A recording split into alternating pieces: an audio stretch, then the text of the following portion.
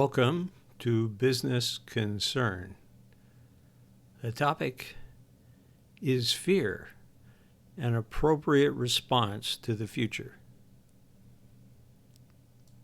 We can get full agreement about the difficulty of predicting the future. So for our purposes, it would be correct to refer to the future as the unknown. There is one thing we know about this unknown future. For the long term, it will not turn out well.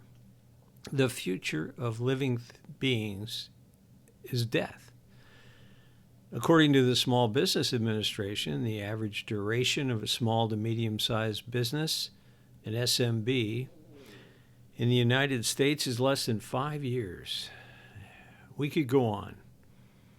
As owners of small to medium-sized businesses, the best practice is to plan for the future. Yet most SMBs do not have written planning in place. In my experience, the reasons given for a written plan not existing will be stated by the owners as the difficulty of predicting the future and the resultant lack of effectiveness of a plan that does not predict the future. Thus, the perspective for the planning of the SMB becomes reactive as opposed to proactive. Worse, I do not think that oft-given reason is the real reason for the lack of planning.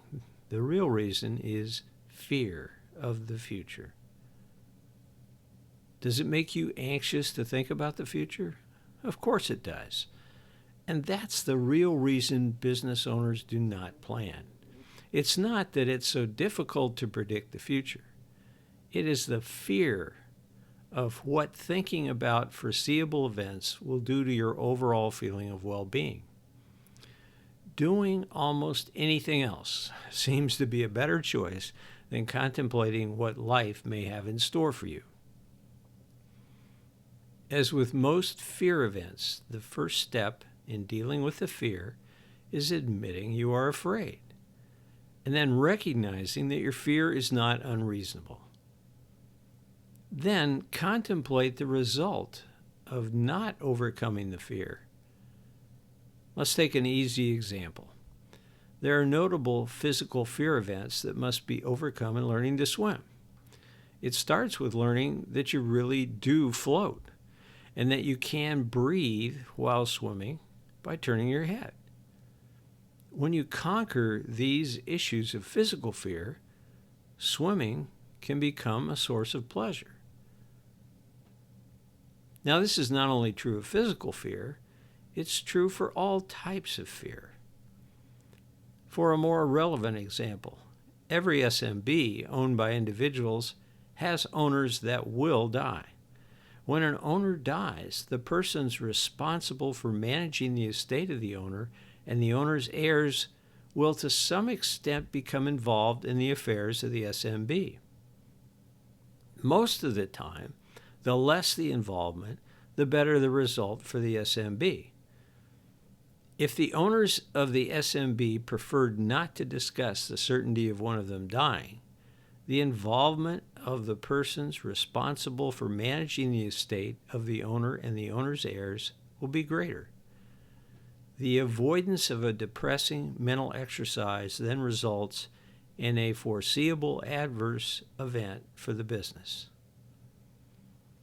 Just as physical fear can be turned to pleasure, fear of the future can also be a source of satisfaction when plans are made to blunt the worst that the future can hold for us.